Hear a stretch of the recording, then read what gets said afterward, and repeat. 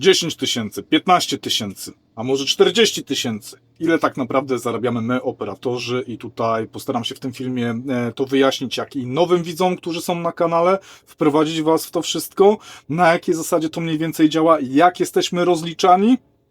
I mniej więcej postaram się podać przykłady stawek bazujących na przełomie 2025 a 2026 roku, które są jakby w Polsce, i trochę podzwoniłem po firmach, jeżeli chodzi o Szkocję, Irlandię, Niemcy i Austrię, i tutaj sobie porównamy dwa systemy płatności, czyli akordowo i godzinowo. Nie poruszam tutaj kwestii płacy stałej, jest to dla mnie niepoliczalne. Są to raczej wyjątki w naszej branży, jeżeli ktoś tak pracuje, aczkolwiek jest parę operatorów, którzy w ten sposób funkcjonują.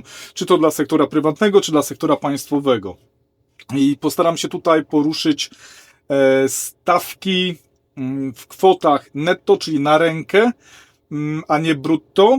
I teraz też jest tak, jeżeli ktoś będzie chciał lub ktoś pracuje na działalnościach gospodarczych na JDG, czyli B2B, to do tych stawek należy, tak myślę, że sobie srogo doliczy te 2-3 zł na akord, jeżeli ktoś jest na działalności, wystawia faktury, opłaca podatki, ZUS-y sam. Więc bazujemy tutaj na stawkach netto.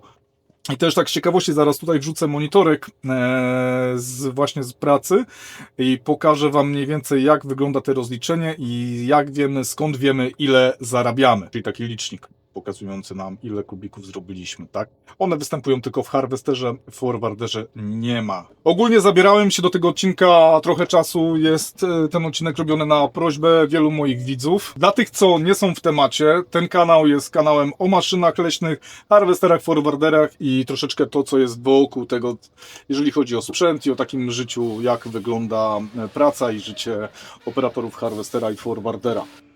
Dla tych, co są nowi i niewtajemniczeni. Także serdecznie zapraszam na materiał.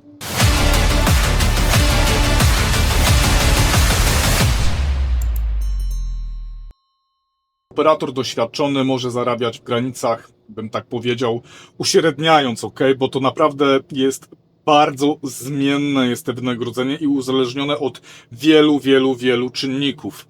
Naprawdę, to jest od tego, od jakich drzewostanów macie, od uwarunkowania gruntowego, czy to jest ciężki teren, czy jest łatwiejszy teren, od trudności po prostu wykonywania danych zabiegów, od logistyki firmy, bo jeżeli sobie weźmiemy na przykład firmę, która ma świetną logistykę, bardzo dobrą logistykę, bardzo dobrze prosperuje, potrafi operatora zapchać pracą i zostawić go jakby w płaszczyźnie samej pracy wykonywanej przez operatora, no to tak naprawdę sukces tego doświadczonego operatora to jest też 50% logistyki i zarządzania firmy. A są takie w Polsce, jak i są gorsze. I to jest normalne, to są prawa rynku. Wielu też operatorów, jak czasami czytam komentarze, tam gdzie pojawiają się po prostu film o kasie, wylewa swoje jakby żale, że jest tragedia i jest ciężko. I ja się z nimi zgadzam, że tak faktycznie było. Po prostu to nie jest tak, że pierwsza wasza firma będzie taka, że wpadniecie w nią i będziecie zarabiać kokosy. Nie. Do takich dobrych firm dochodzi się zdobywaniem własnego doświadczenia. Dobrze, i teraz zacznijmy sobie od akordu. Na czym w ogóle polega, wytłumaczę po prostu taką szybką regułę dla nowych ludzi, którzy są na kanale, na czym polega zarobek akordowy w naszej pracy. Mianowicie harvester, ścinając drzewo, kładzie, całkowicie manipuluje się na dane asortymenty i resetujesz i wypuszczasz głowicę. I głowica kończy produkcję, automatycznie naliczając ilość twojego drewna, czyli M3 kubik, tak? Kubik drewna, ile uciąłeś. I stawka akordowa polega na tym, że masz stawkę od kubika, czyli przykładowo dajmy sobie 6 zł. 6 zł od kubika, czyli za 1 M3 dostajesz 6 zł. I teraz tutaj możemy sobie dać taką, możemy sobie tutaj zrobić takie pole manewru i pofantazjować. To fajnie wszystko wygląda z boku, no bo ktoś sobie pomyśli, Matko Boska, no to skoro ja jestem w stanie zrobić 10 tysięcy kubików na miesiąc, to znaczy, że dostanę 60 tysięcy złotych? Technicznie tak, jesteś w stanie. tyle dostać za 6 zł, jeżeli zrobisz 10 tysięcy. No oczywiście to jest bajka, tak, bo jakie my masy robimy i to właśnie trzeba sobie odróżnić. Początkujący operator będzie miał problem, żeby w pierwszym miesiącu, myślę, zrobił 1000 kubików. Czyli jeżeli by zrobił taki początkujący operator 1000 kubików na stawce 6 zł, no to wychodzi 6000 zł, tak? Ale umówmy się, że nikt początkującemu operatorowi nie da 6 zł, z tego względu, że koszta jego nauki są ogromne i tutaj będzie stawka tak zwana pewnie frycowa, aczkolwiek zdarza się tak, że ktoś wpadnie do dobrej firmy i ma jakby stałą pensję na początku, tak aby się wdrożyć i żeby można było przytrzymać ten cały system wdrożeniowy, tak? Ten czas, żeby się wdrożyć. No ale załóżmy, że mamy takiego średniego operatora, doświadczonego, kilka lat. Taki operator jest w stanie robić tak realnie mówiąc, bo to wszystko zależy od drzewostanów. Czy to są niziny, czy to są góry, ilość gatunków drzew, ilość asortymentów, na to wpływa bardzo dużo czynników. A jeszcze dodatkowo wpływa na to, jak ty się czujesz, czy masz dobrą logistykę w firmie, która ci zapewni opór pracy i ile masz chęci robić godzin. Bo taki normalnie, załóżmy, że ułoży się wszystko bardzo idealnie. Masz świetne działki przez miesiąc czasu, masz dobre doświadczenie, radzisz sobie z maszyną, z awariami, z tym wszystkim, masz dobrą logistykę i naprawdę wszystko się ułożyło w danym miesiącu świetnie i taki operator jest w stanie uciąć, myślę, od 3 do 6 tysięcy kubików. No 6 tysięcy kubików to jest taka góra, naprawdę tutaj trzeba robić bardzo dużo godzin, żeby do takiej masy dojść i to jest ostra praca, tak, bez wytchnienia. Ale zdarzą się takie, raz na jakiś czas zdarzy się taki jeden miesiąc. No to umówmy się, że załóżmy ten taki bardzo, bardzo, bardzo dobry scenariusz, na który naprawdę trzeba bardzo ciężko pracować i zakładamy, że robisz w dobrej firmie. Ja nie mówię, że robisz w dobrej firmie, no to uciąłeś 6 tysięcy kubików jako doświadczony operator w dobrej firmie, to jest 36 tysięcy złotych na rękę. Tak, jest to realne, takie rzeczy się zdarzają. Każdy operator ma swój jakby rekordzik. Jestem w ogóle ciekawy swoich kolegów, jakie mieli swoje życiówki, ale zakładając, to był tylko jeden miesiąc, tak, w roku. Załóżmy, że to był jeden miesiąc w roku. No, ale są różne pozycje, są pozycje rębne, gdzie jest grubsze drewno, są pozycje średnie, są pozycje cienkie i tutaj to wszystko zaczyna się miksować. Więc ja bym taką średnią założył dla operatora, że to jest takie od 2000 do 3500 kubików miesięcznie. No to i tak, zakładając, że zrobisz te 3500 przy stawce przykładowo razy 6 zł, no to wychodzi ci prawie 21 tysięcy złotych na rękę. No to jest realne. Ale jak mielibyśmy być uczciwi, no to ja mówię teraz o przykładzie, a zaraz wrócimy do stawek, które faktycznie funkcjonują w kraju i za granicą. Jak miałbym być tak szczery, bo to nie możemy tego liczyć w skali miesiąca, ile zarabiamy. Tak naprawdę tą średnią trzeba by było wyliczyć, ile w skali roku zrobiliśmy PIT-u, ile zarobiliśmy w danym roku, tak?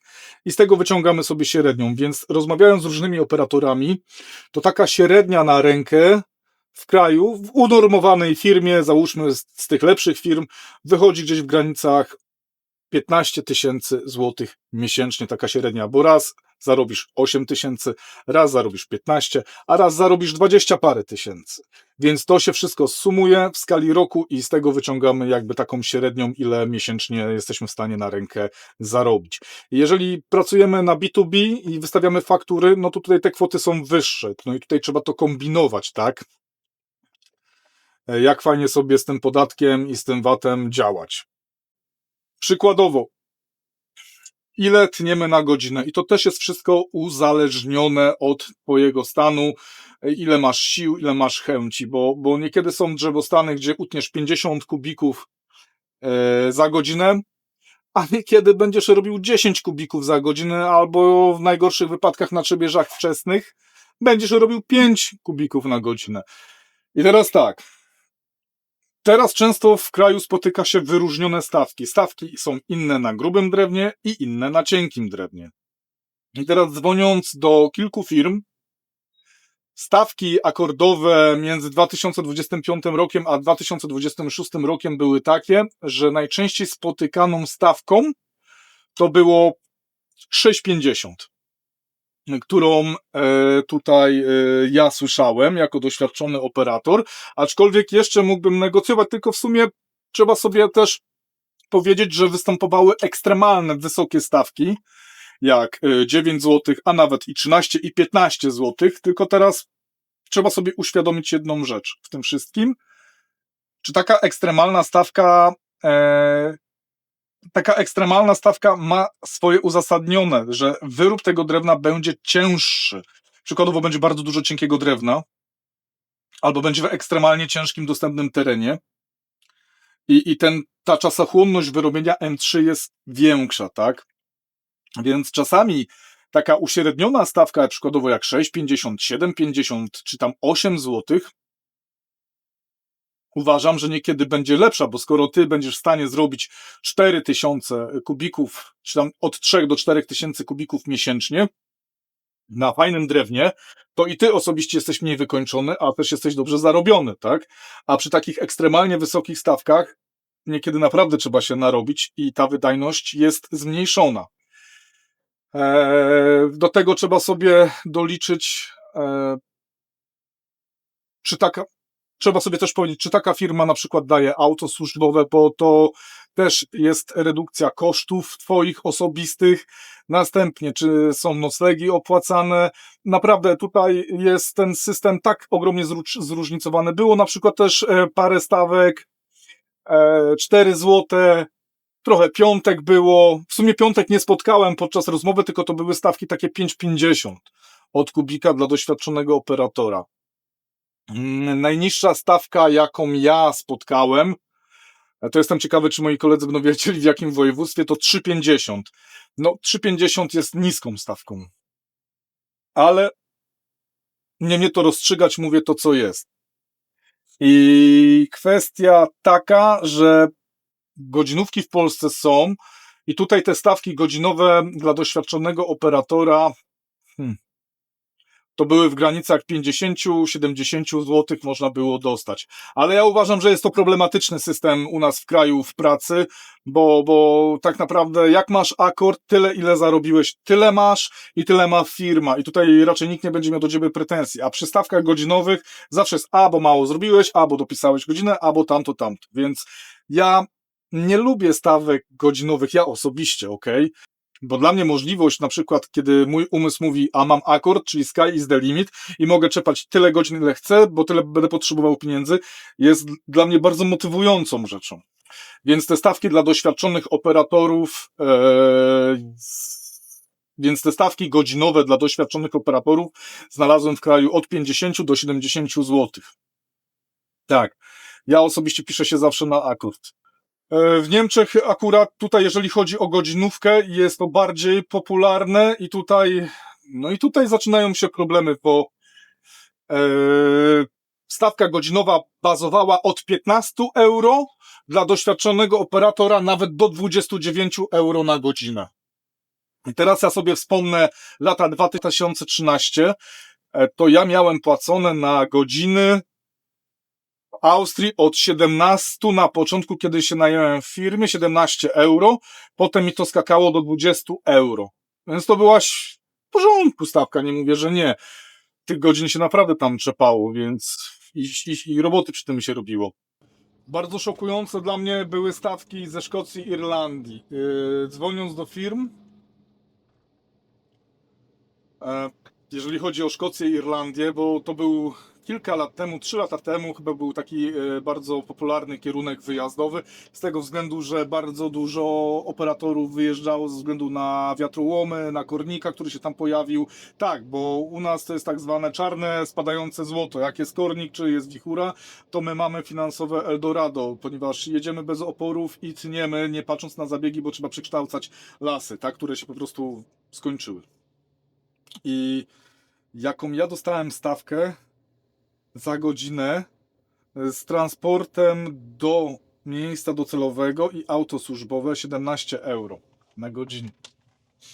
17 euro na godzinę, to tak jak już Wam powiedziałem, to stawka taka była dla mnie, kiedy zaczynałem pierwszy miesiąc w firmie austriackiej, żeby się po prostu pokazać, co potrafię, a potem to było płynne. No to ciężko. Więc wyróżniamy stawki w Polsce od 3,50, jeszcze są takie stawki, czwórki, piątki, szóstki i ekstremalnie wysokie stawki bazowały od 9 praktycznie do 15 zł, ale skoro mamy tak ekstremalnie wysokie stawki, to doskonale sobie z tego zdajemy sprawę, że tam wyrób drewna jest po prostu o wiele, wiele bardziej czasochłonny. Na co ja bym patrzył i teraz młody operator jak dostanie pieniądze, a zdarzają się, że po prostu trafiają do dobrych firm i za naukę też płacą, bo ja bym życie jest życie i nie ma tutaj co ukrywać. Są po prostu firmy dobre, które po prostu świetnie prosperują, dobrze wyliczone, a są firmy, które po prostu idzie im gorzej. I takie jest życie i nie ma co się na to kompletnie obrażać. No, witamy w realnym świecie, tak? I też bym nie krytykował tych gorszych firm, ponieważ one mają jedną, ale to bardzo kluczową zaletę. To jest miejsce, w których jest duża rotacja pracowników i takich facet początkujący, który nie ma doświadczenia, właśnie w takich firmach dostaje prawdziwą szkołę i lekcje, jak być operatorem. Ale rzucam też taką tutaj, drodzy Państwo, zajawkę dla tych, co na przykład, jeżeli firma Wam sponsoruje auto służbowe, paliwo do jazdy, dniówki, jakieś inne super rzeczy, to ja osobiście bym wybrał na przykład stawkę 6 zł niż 7 zł. Dobrze wiemy, ile życie kosztuje wokół dojazdów, wokół tego wszystkiego i ja bym sobie wybrał tą stawkę przykładowo mniejszą, gdzie mam więcej tych benefitów, niż czystą stawkę akordową 7 zł. To jest takie moje zdanie. Dobra, film trochę wyszedł za długi, ale chciałem serdecznie podziękować swoim widzom na YouTubie, którzy wspierają kanał i komentują. Także bardzo dziękuję, ale również też chciałem się pochwalić swoją platformą logerman.eu, bo tak naprawdę dopiero wrzuciłem jednego shorta reklamującego jakby tą stronę i na czym ona polega. To chciałem opowiedzieć. Jest to wiedza cyfrowa, są to narzędzia cyfrowe do nauki i mamy na stronie 2 narzędzia, które po prostu pozwolą na przykład przyszłemu operatorowi samodzielnie stawiać kroki. Jeżeli chodzi o operatorkę, jest to wiedza na harwesterze, jest to wiedza skompilowana maksymalnie w kilku godzinach, tak aby po prostu przyszły operator, który wsiądzie do maszyny, będzie mógł sobie po prostu wracać w formie wideo i analizować to, co się dzieje u niego w maszynie lub to, co się będzie działo dopiero. Ale jest to też świetny wstęp wiedzy dla operatorów, którzy dopiero mają zamiar zacząć tą przygodę. I powiecie mi w sumie, co ty facet sobie wymyśliłeś? Szkolenia cyfrowe wideo na harwestera? No tak sobie wymyśliłem i nie wymyśliłem to sobie z głupoty, a wymyśliłem sobie to z tego względu, że szkoląc operatorów fizycznie, zawsze potem wisiałem z nimi na telefonach, bo ta wiedza była gdzieś w jakimś stopniu wybrakowana i potem się zaczynały serie telefonów po innych operatorach, po mnie czy jakkolwiek i parę lat temu zrobiłem kilka takich właśnie dla ludzi, którzy się uczyli takie ściągi w formie wideo i to świetnie zadziałało. Dlaczego zadziałało to? Bo teraz wytłumaczę jedną rzecz, która jest najbardziej kluczowa we wszystkim. Choćbyście poszli nie wiadomo na jakie fizyczne szkolenie, czy nawet u mnie, byście zrobili jakiekolwiek fizyczne szkolenie i załóżmy taką sytuację. Idziesz, szkolisz się, fajnie, to jest, ja nie mówię, że to nie, to jest fajne, to jest jakieś też wprowadzenie i namacalne dotknięcie tego świata harwesterów, ale problem się pojawia ogromny, kiedy ty po takim szkoleniu zamierzasz podjąć pracę po kilku miesiącach od takiego szkolenia, to tak jakbyś zaczynał wszystko od zera, od początku. I problem jest w tym takim, że na przykład poszedłeś na jakieś szkolenia i nie porobiłeś notatek, no to wszystko jest tak naprawdę, wiecie co, start totalny od zera. A właśnie skompilowana wiedza, czy to będzie w telefonie, czy to będziecie oglądać to na komputerze, czy na telewizorze, pozwala wam wracać i analizować to, co się dzieje u ciebie w maszynie lub to, co się będzie dopiero działo. Więc jest to naprawdę świetna ściąga dla przyszłych operatorów, jak się wprowadzić w ten zawód, jak i dla operatorów już na przykład startujących kilka dni, którzy siedzą w maszynie. A takim drugim materiałem szkoleniowym już jest dla operatorów, którzy siedzą w maszynie i którzy mają problem z obalaniem sztuk grubych. I jest taki problem i trzeba sobie o tym prosto powiedzieć. Przeważnie głównym zadaniem tego szkolenia jest wyeliminowanie strachu. Jeżeli operator pracuje na grubych sztukach, to w jego głowie gnieździ się coś takiego, że 50% pójdzie tam, a 50% pójdzie tam, sztuka w tym kierunku, w tamtym kierunku, a może nie daj Boże się cofnie na mnie. I ta technika jest jedną z lepszych technik, aby pracować bez pilarza i kierunkować sztuki w danym kierunku, naprawdę bardzo grube sztuki. Nieważne, czy jesteś na małej maszynie, czy na dużej maszynie, i tak będziesz robił sztuki poza granicami możliwości swojej maszyny. Więc ta technika naprawdę jest świetna i polecam szczerze. I też są takie na przykład ściągi systemowe porobione przeze mnie i przez innych operatorów, bo już mamy nowego instruktora na stronie. Kamila Rolewicza mamy, także będzie szykował dla nas, Kamil przyszykował świetne szkolenie z ustawienia IBC i natężeń prądów w John Deere, ale będziemy też szykować segmenty pod Komatsu i pod Ponze. Jeżeli tutaj jest jakiś operator z Ponzy, chciałby wziąć w tym udział, serdecznie zapraszam.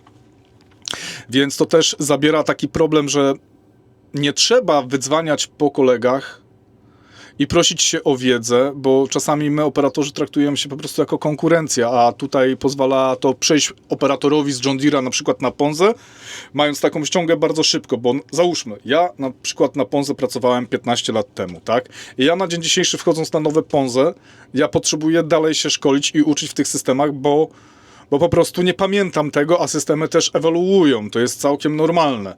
I to też tak chciałem powiedzieć, że od strony technicznej jestem mega dumny, jak stworzyliśmy tą platformę, bo nawet jeżeli klient, czy operator, czy firma